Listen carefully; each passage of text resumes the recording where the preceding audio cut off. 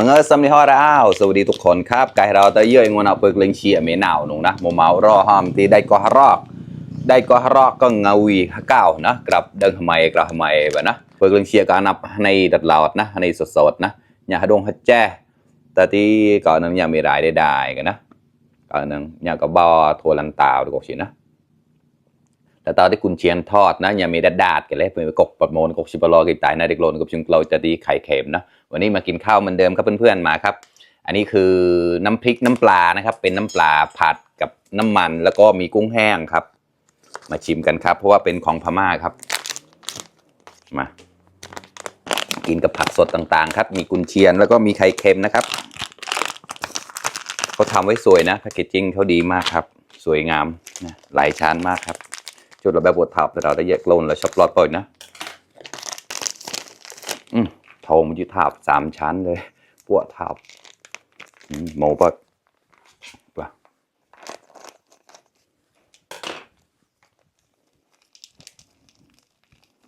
โอ้ยน่ากินนะหอมมากครับหมูมากับเราได้เยอะน้องสาวซื้อมาฝากไม่รู้เท่าไหร่นะไตเดรานนะก็มันช่วยแรงกัดนะกันก็เสียดาย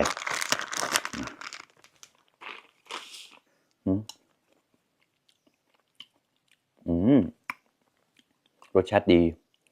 เค็มๆนัวๆแล้วก็หอมกุ้งแห้งมากครับมีกุ้งแห้งด้วยนาวีข้อมาครับอร่อยโอเคใช้ช้อนนี่ดีกว่า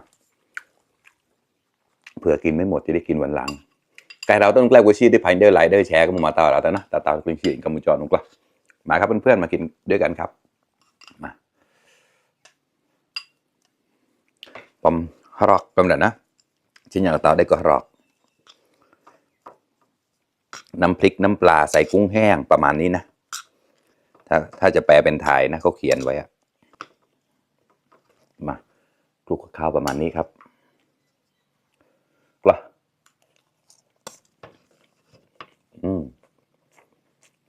บ่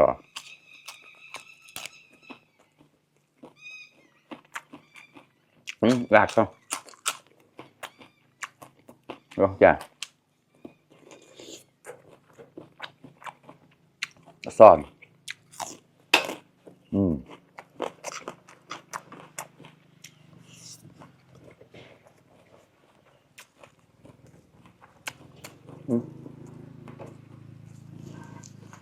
น้ำปลอม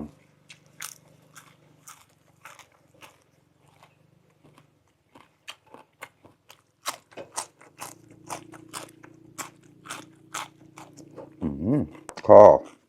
อร่อยมาก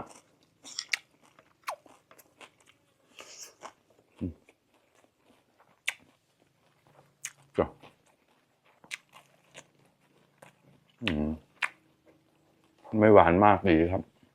ชอบดีใจได้ที่จะปอดเสียแล้วจ้ะปอดกับมะนาวกับซอนกับอื่นนะไม่น่าเด็ดดาดเดี๋ยวอยากกับคะแนนเชียร์ก็ไม่น่าแปลกแบบ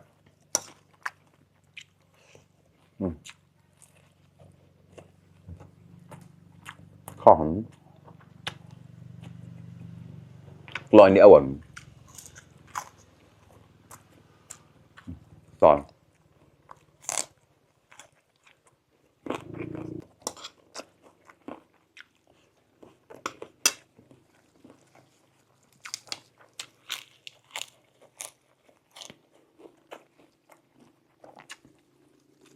เพื่อกรอกเพื่อเราได้เยอะ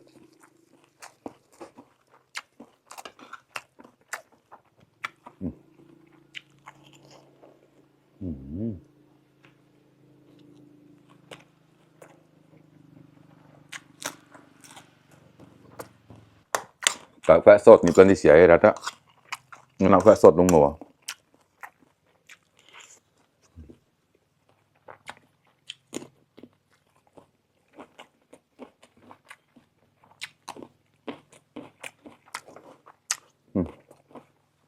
ไข่เค็มครับ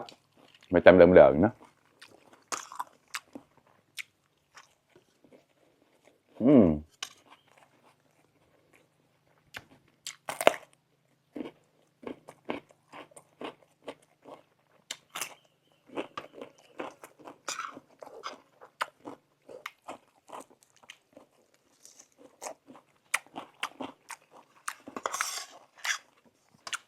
กล้าแล้วกล้ามาครับเพื่อนๆ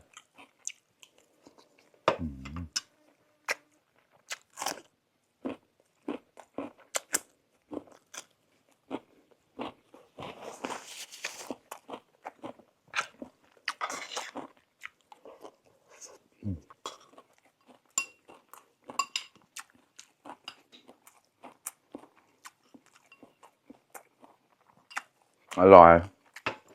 รสชาติเค็มๆนัวๆโอเคมากครับแต่ไม่รู้ก็ขาย2เท่าไหร่หมดไทยเป็นเจ๊แต่หมดนะcái chia tè đàn chia cả đó sẽ đơn bên Âu chờ nó nhận cạo nồi đơn bên tuổi đơn xem nè thì Âu chờ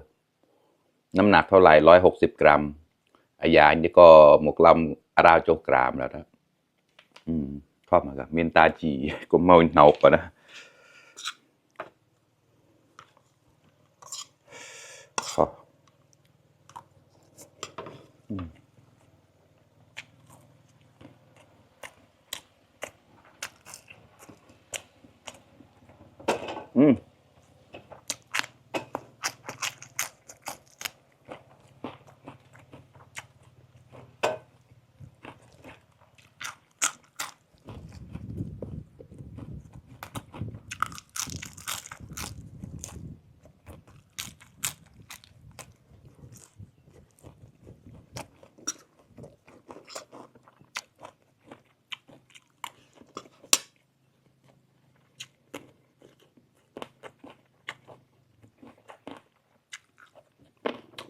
อืมนอกจากก็ตัดเรียนได้ดีมากครับมะเขือเทศพี่แอม